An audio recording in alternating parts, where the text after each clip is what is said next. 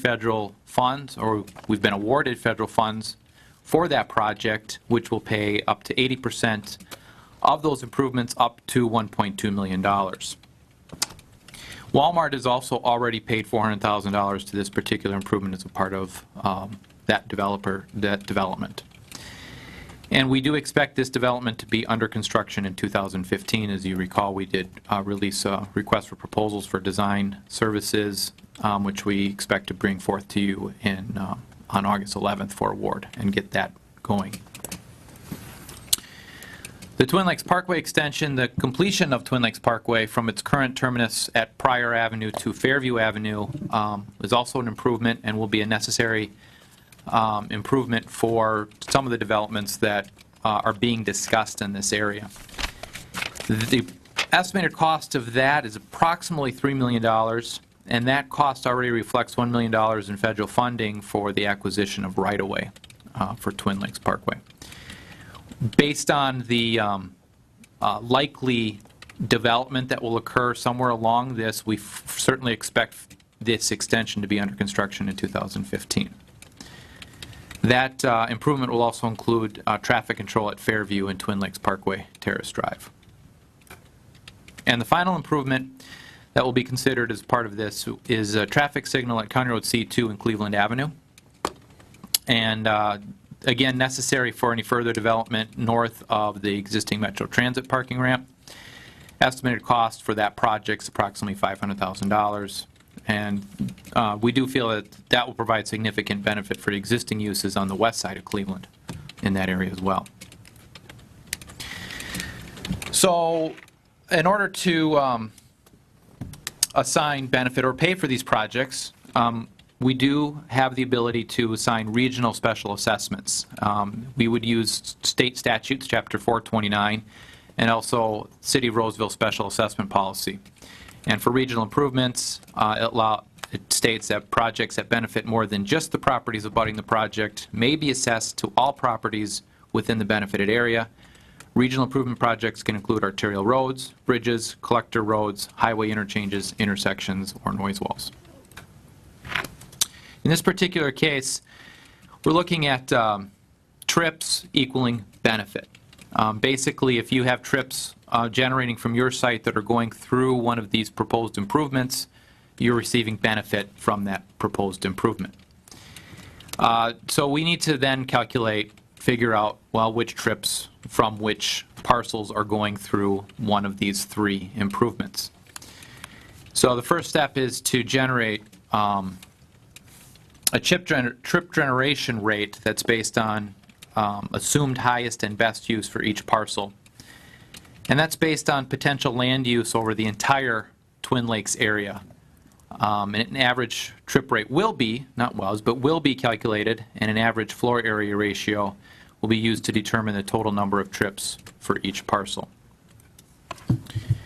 We have done some analysis and come up with a preliminary floor area ratio, and basically we just looked at what the existing land uses in the area, what floor area ratios do they have based on their existing parcel size. And for industrial uses, we came up with a separate because it's a completely separate use, and we have identified industrial uses within this area, which will stay industrial. So that'll have a separate floor area ratio. For a calculation of an average trip rate, the biggest issue is for these undeveloped parcels, we don't know, because it's mixed use development or mixed use land use, we don't know what particular use is actually going to go in there. Could be retail, could be residential, could be commercial office. There are several options within that mixed use. So rather than waiting for each development to actually develop, we're going to calculate an average trip rate given those possible land uses and basically average that across the entire Twin Lakes area. Then we'll use that average trip rate along with the average floor area ratio to calculate numbers of trips from each parcel. So if you have an acre of land based on 26% floor area ratio, you have a certain building size. Given that building size, you have a trip generation rate that we would use to then distribute those trips through. Just a very quick general example, looking at a 3.7 acre parcel along Cleveland Avenue, which is 161,000 total square feet. 26% of that is 41,000, just under 42,000 square feet of building area. 2.5 trips per 1,000. Just if we go through the calculation of that average and we came up with 2.5, this is just an example. Then applying that to 1,000 square feet, we'll come up with 105 PM peak hour trips. And we're discussing these as PM peak hour trips. Then we distribute those trips through the system to determine which improvements they go through, and then we assign the benefit as an average cost per trip through that improvement. The real the test here, of course, is the benefit test, and this is part of our city's special assessment policy. That any special assessment that we assign must be proven by an appraisal proving that benefit. So, as per city policy, we would be conducting an appraisal to prove the benefit, showing an increase in value of at least the proposed assessment. Properties that do not have an assigned benefit higher than the appraised benefit will only be assessed for the appraised benefit. There will no doubt be gaps between what we can prove as benefit and what we've assigned as a benefit from the trips that we've calculated. Any of those gaps from that would have to be a city cost. There would be options on where to get those funds from the city side, one option possibly being TIF funds. So now we've identified the three, we talked quickly about the three improvements we're talking about. Now we're just going to quickly show you what the benefit areas are that we've calculated for those three improvements. In order to get to these benefit areas, or in order to identify the parcels that are benefiting from these, we modeled traffic through the area to determine where trips were coming from as an origin standpoint and going to as a destination for each parcel. Then we distributed those trips based on that model, and then given that distribution, we track where trips are going, how many for each improvement. And then we use this to determine the area of benefit and which parcels would pay for each improvement. So this, the next three figures just show for each improvement. So this first improvement is the 35W interchange, and we show the improvement essentially going up to County Road C2, out to Fairview. Snelling. Snelling, thank you. Out to Snelling, along C2, then down Fairview, down to County Road B2, over to the railroad tracks, and then back up to C2. And all the parcels within there are contributing trips to that interchange. Now, of course, the benefit for a parcel close to the interchange is going to be higher than the benefit for a parcel on a far corner from that interchange. And that will, again, play out as we finish off the model and figure out what the average trips are. This would be the benefit area for the traffic signal at County Road C2 and Cleveland, going out to Fairview, down to C2, and then back up around. And then the extension of Twin Lakes Parkway.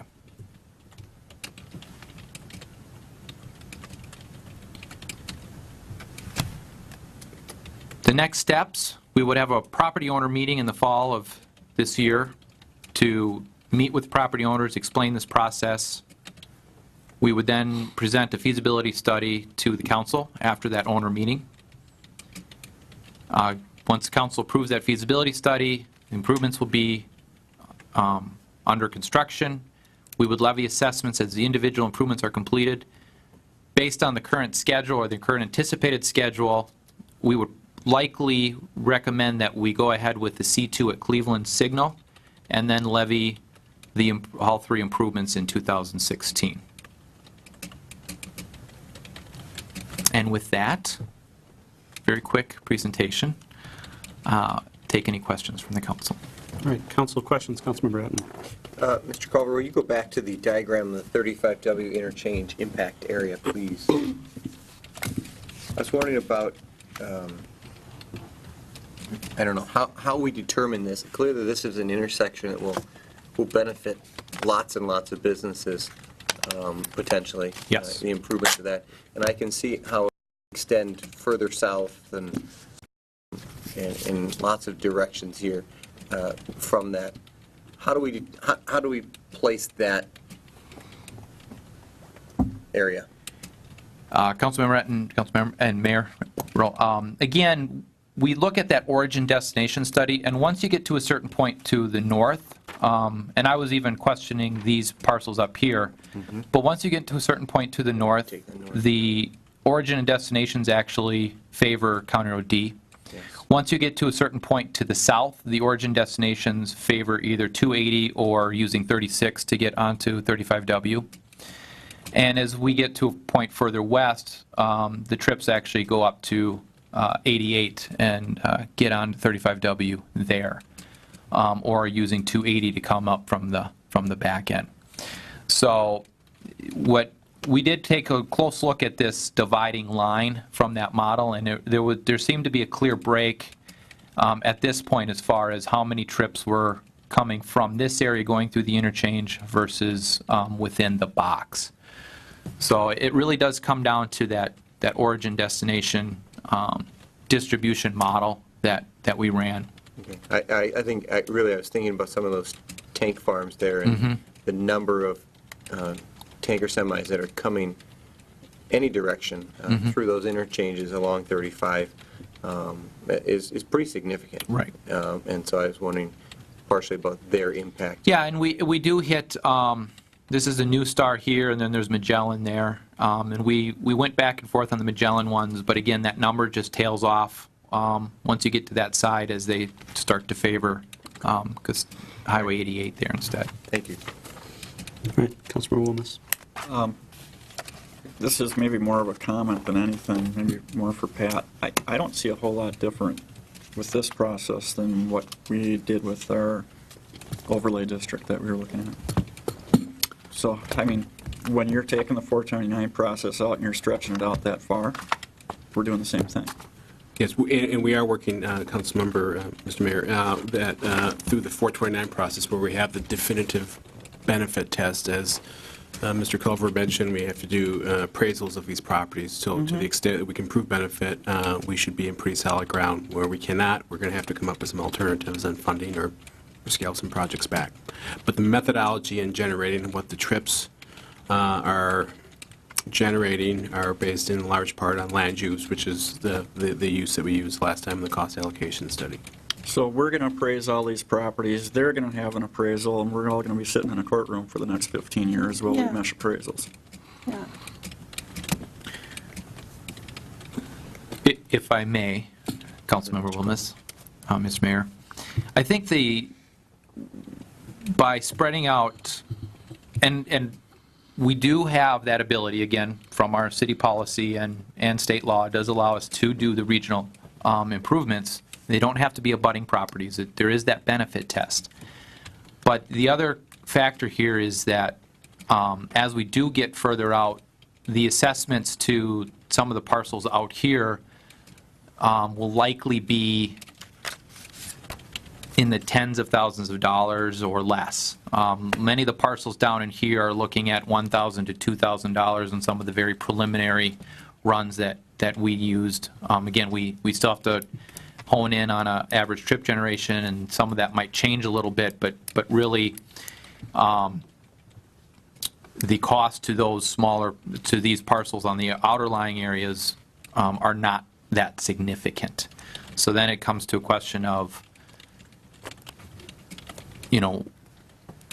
will the property owner see the benefit, and will they see it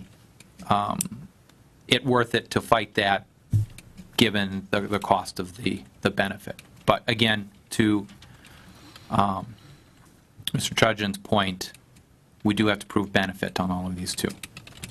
Are we going to have conversations with the property owners in each of these areas and give them a little bit of a heads up as to what we're talking about? Absolutely, and that's what we're talking about, the meeting with the business owners. That was in the fall. Yep. Okay. All right, appreciate that. I just wanted to double check that. Right. Councilmember McGeehee. Maybe I missed something, but in this particular one, you said that these changes were going to cost 1.5 million, and we already have a federal grant for up to 80% of that, or 1.2. Yes, and I Correct? probably, And we have 400,000 from Walmart, so that makes 1.6. And so now, on top of that, we're going to assess You know- all these other properties? no, and we would only assess, we would only assess actual costs after those other costs are taken into consideration. And one, I should have included these are construction costs, I should have included the project development costs in there as well, which would have included consultant fees and such. Well, So, but- If you'll pardon my saying, it seems like we've been down this road quite a few times in this area, and if I were a property owner, I wouldn't be very pleased. I don't think the property owners are going to be very pleased. I don't know why we have tried to have this city policy, and I agree with Councilmember Wilmus that this is not a very constructive policy. It puts us in an adversarial relationship with the very businesses that we are trying to reach out to. And I'm not that much more impressed with this modeling than I was with the Met Council modeling. Mr. Treasurer. If I could just interject, I certainly appreciate and understand those concerns. I think the challenge we as staff are facing is that these improvements for the development of Twin Lakes need to occur. We've gone through several different methods on how to pay for those roads.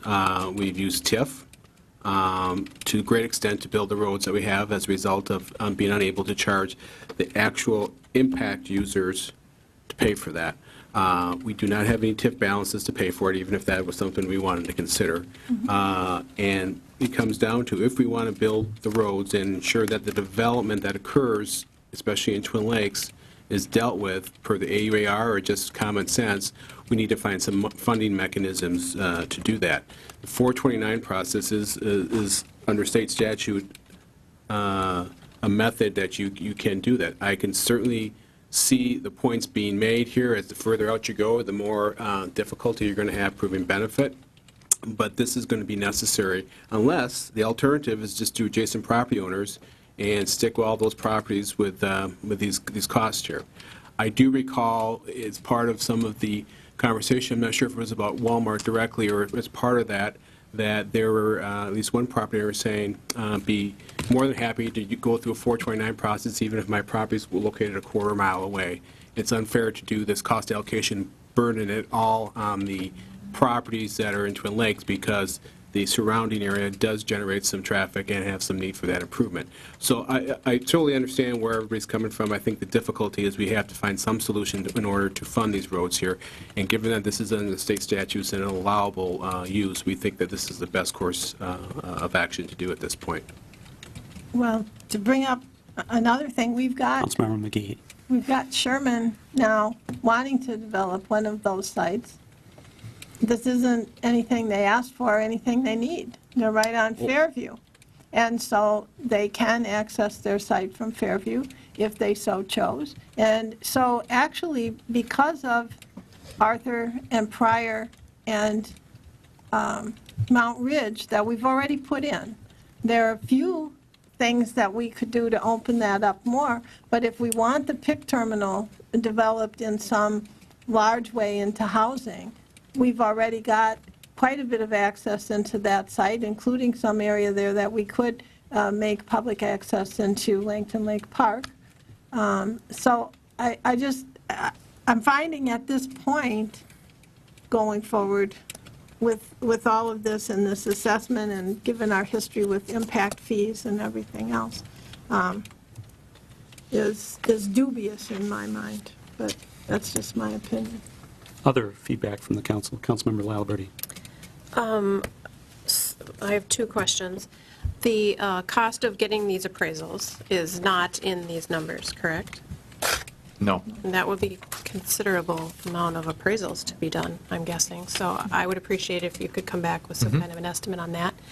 And then if you could put up on the screen the map of the Twin Lakes Parkway. So I've heard in other conversations that there's interest in doing further development east of Fairview, cutting through, I don't know how to point this out to you, and I can't read the street name. Herschel? Let's see. Is Herschel? Yeah, would be Herschel cutting cul-de-sac, through. yep. And then connecting that so that some of those businesses have more what I would call frontage retail access. So I don't know if I've just heard that in conversation, if that is a serious discussion point, but if it is, I would say these people would be upset to hear about this later after having an assessment for this. So my question would be, should that be added into this discussion now versus having to go back a second time to propose it again later? Mr. Trudgeon. I would just say that the property owners that would affect are well aware of that possibility, as recently as last Friday. But also, I think what we're looking here to assess are more regional improvements. I'm not sure if that falls into the line of a regional improvement or not. Yeah, I would agree with you that it does open up that property much better and provide some other opportunities there. But in that, I don't know if we need to decide tonight whether that's a regional thing or not, but I think that would be some of the distinction. But for sure, the property owners are aware of some of that initial thought, and that's all it is at this point, a thought. Okay, thank you. Councilmember Adden. Just speak to this same graph. I remember having the developers in here a few months ago, and they very much said, please, or the landowners, please connect this. This is a vital part of making this area accessible for further development. So they spoke very specifically to that, and so I think we, in general, as the council said, yes, let's make sure we move this forward, and I think staff is doing what we asked them to do. All right. Councilmember McGee. I think that I would like to see the planning department come forward with some sort of proposal in here of what they think, because I think this is another example of just sort of patchwork. I don't think we know. I mean, I've sat here with the owners of the land on the other side of Fairview, and I don't think there's a clear picture, and I think I think certainly we've had many clear pictures of what we want in here, and I don't think that we have that now. I'm not sure we have the zoning in place that we've been talking about, or the proper text amendments. And so it just seems premature to me until we have a little better fix on what we're doing here on both sides of Fairview, going all the way over to Snelling, in terms of what we want for traffic in that area, and streets and traffic arrangements. Councilmember Laliberte. I just wanted to ask if in the future we could have these materials, this presentation in our packet, if possible. Will do, yes. Thank you. My thoughts is that I think people are getting hung up a little bit on the trip thing because that was what was part of our previous consideration, and so I think that's a part of it, and I don't want to say that's all of it, but my interpretation is that only gets you to a point, and like you were saying, the 429 process requires that actually the benefit is proved through an appraisal, and so that's my understanding of it. I think it's a methodology that, as long as it's not cumbersome, and as long as it's not, just eating up all kinds of time and money of the city to do it, I think it's no better or no worse than maybe other methodologies that could be out there, knowing that the appraisal process is what proves it out. And I think I understand the delineation of the benefit areas based on where the trip generation just drops off. I mean, that's kind of a thing you can point to and be pretty reliable with. And so I think it's just a matter of fine-tuning. And as you said, assessments are for costs that aren't covered in other ways. So for the example of the 35W interchange, a lot of it is covered through the grant and through Walmart money, but if there's other costs, those would be what would be divided up through the assessment process. So I think it makes sense to continue to take a look at it. Is there objection to continuing to take a look at this process? I object. Councilmember Wilmes. I think it's something that may need a little more discussion before we set staff off on this direction on this one tonight, so. Well, what would facilitate that additional discussion, I guess, is what would the council like to see in order to have that discussion? Councilman Williams.